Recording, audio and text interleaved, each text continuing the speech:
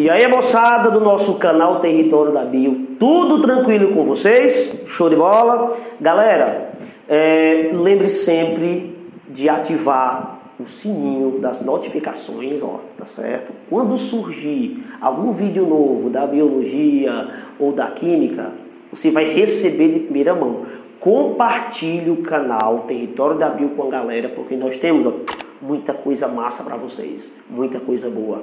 Aqui é para quem está estudando do zero, nós estamos começando do zero, biologia do zero e química do zero. É para aquele camarada que não está mesmo por dentro de nada. Professor, faz trocentos anos que eu terminei. Compartilha esse vídeo, assista esses vídeos, que ó, com certeza você vai avançar. Tô certo!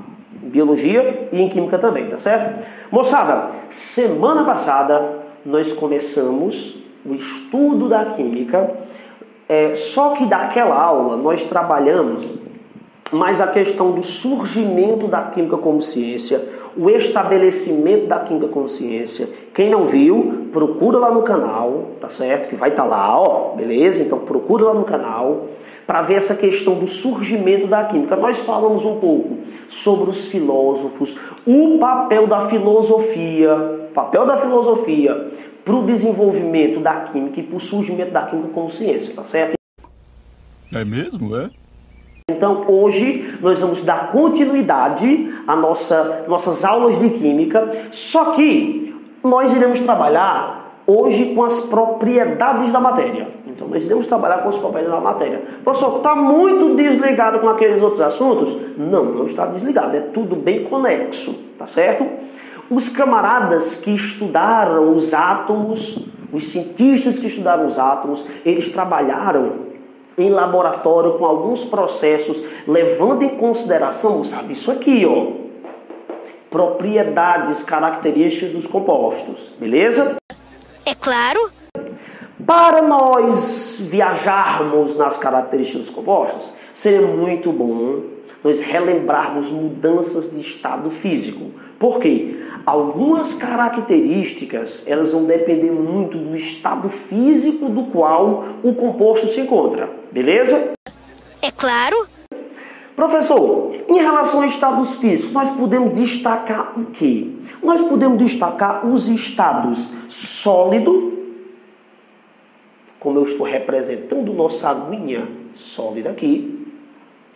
Nós podemos destacar o estado líquido, como eu apresento água líquida aqui, tá certo? E nós podemos também destacar o nosso estado gasoso, como vocês estão vendo essa nuvenzinha aqui, beleza? Então esses são os estados mais importantes. Nós só temos esse? Obviamente que não. No universo a gente tem plasma, que é outro estado também da matéria, mas nós trabalhamos principalmente a nível de ensino médio fundamental, isso aqui. Muito afiado! Beleza? Professor, pode acontecer mudança de um estado para outro? Não só pode, como acontece. Se você fornecer calor a um sistema, esse sistema ele tem uma tendência natural de mudar o seu estado. De passar, por exemplo, do sólido para líquido.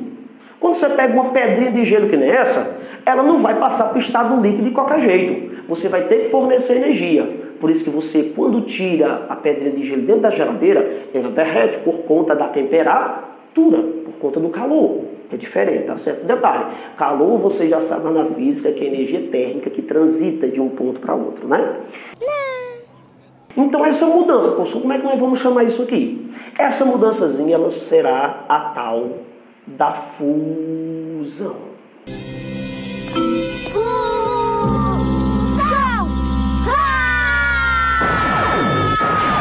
Fusão, que é este derretimento, esta passagem, tá certo?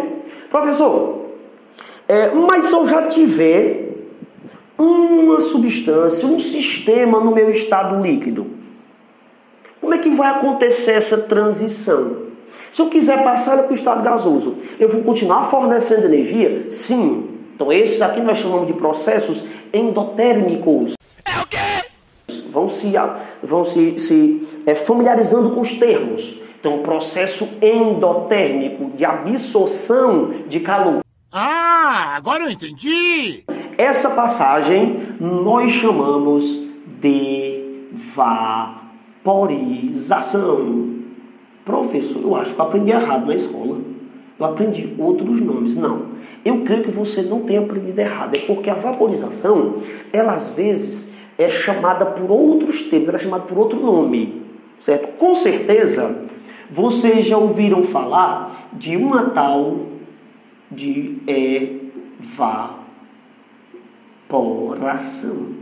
Professor, evaporação e vaporização não são a mesma coisa, não? São, só que tem um pequeno detalhe. A evaporação é um processo de vaporização lento. É o que acontece, por exemplo, com a água dos nossos reservatórios. Você sabe que nosso estado ele tem sofrido com estiagem há séculos, né? Não. Então, gente, essa passagem da água para o estado gasoso lento, nós vamos chamar de evaporação. Mas se for um negocinho mais rápido, professor, como é o nome desse negócio aí? Não sei. Se for um processo rápido, ele será chamado de calefação. Meu Deus, professor, que nome horroroso. Isso é difícil de lembrar, professor. Calefação. Me dê um exemplo disso aqui. Galera, quando você pega, por exemplo, uma tampa de uma panela quente e coloca lá na torneira e a água cai em cima dela, aquele chiado característico é uma passagem do estado líquido para o vapor. E é rápido, é uma calefação. Tá certo? Todos esses processos são processos, de novo, endotérmicos. São processos que absorvem calor. Ok, professor. Mas e a volta? Porque se os compostos, se as substâncias, os sistemas, eles passam do sólido em direção ao gasoso, óbvio que eles devem voltar do gasoso para o sólido também. Se, por exemplo, nesse sentido eu tenho processos endotérmicos, ou seja, processo de absorção, se for um processo de liberação, processo exotérmico, e aí? E aí você vai ter o caminho inverso. Você vai ter, por exemplo, a passagem do gás para o líquido, certo? Ou seja, um processo de liquefação, de fazer gás. Nós podemos chamar esse processo de liquefação,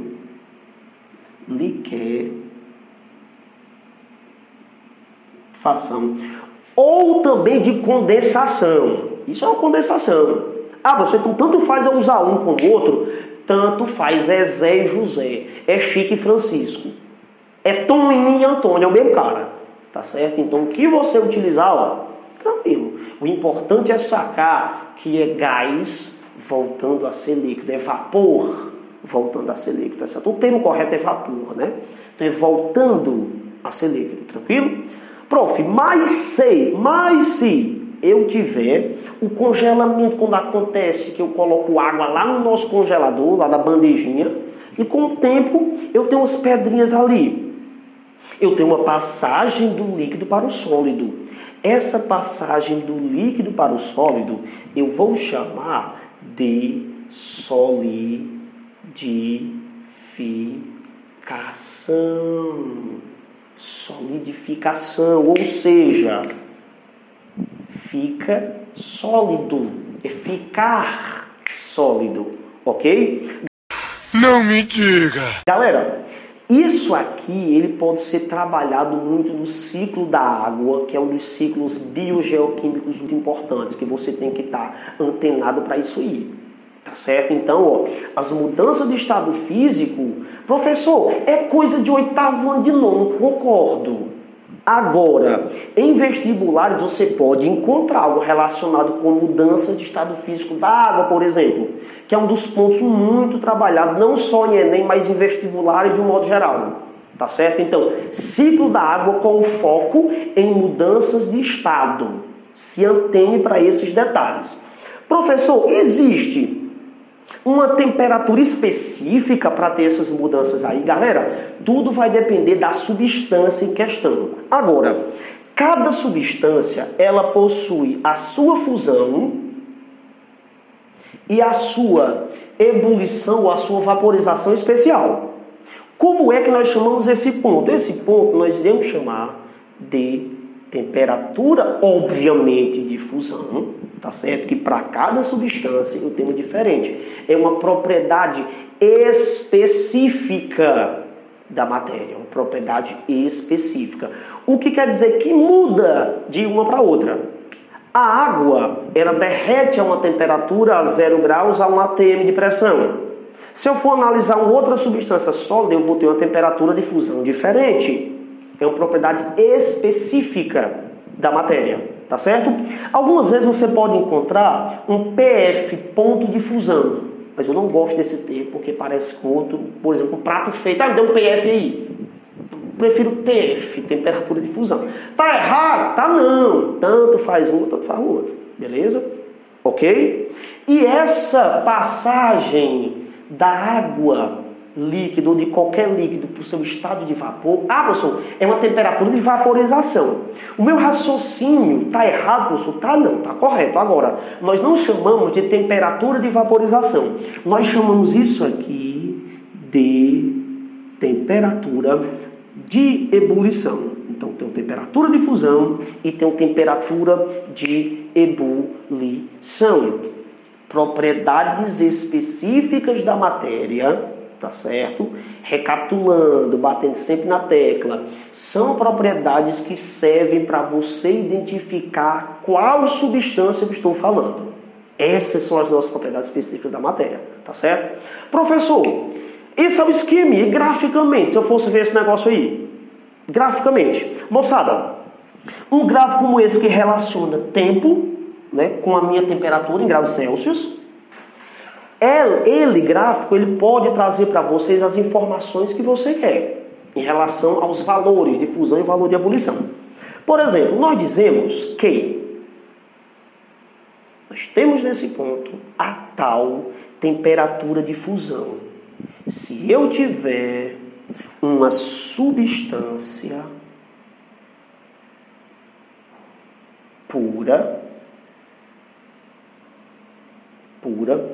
enquanto houver sólido, ou seja, no processo de derretimento, esse negócio aqui ele vai ser constante, eu não tenho oscilação não. É a passagem, moçada, do sólido para o líquido. Ou seja, durante esse processo aqui, eu vou ter sólido mais líquido, simultaneamente. Professor, me traga uma situação que seja possível fazer isso aqui. Pensa o seguinte, se você tem água 100% pura, água destilada, isenta de qualquer tipo de sal, e coloca ela no congelador, só que você coloca junto com a água um termômetro. Beleza. Esse bloquinho de gelo, quando ele for aquecido, ele não vai oscilar a temperatura, ele vai permanecer constante enquanto houver resquícios do gelo e enquanto houver água líquida. Quando todo o gelo ele derreter, aí a temperatura ela começa a subir, passando, porque eu tenho um aumento de temperatura durante um estado constante. Eu não tenho aqui um estado constante. Eu tenho 2 estados físicos, então isso aqui é constante, beleza? Aqui não. Aqui eu tenho só um estado físico, então o calor que está sendo fornecido, ele está sendo acusado lá no nosso termômetro, beleza? Professor, se eu tenho sólido, líquido, e eu tenho gasoso aqui em cima, ao que me parece, nesse ponto superior eu vou ter a temperatura de ebulição. É isso mesmo. Nesse ponto superior, eu vou ter o que nós chamamos de temperatura de ebulição, que é a passagem do líquido para o gasoso, tá certo? Mesmo esqueminha notado nessa situação aqui, Eu tenho uma substância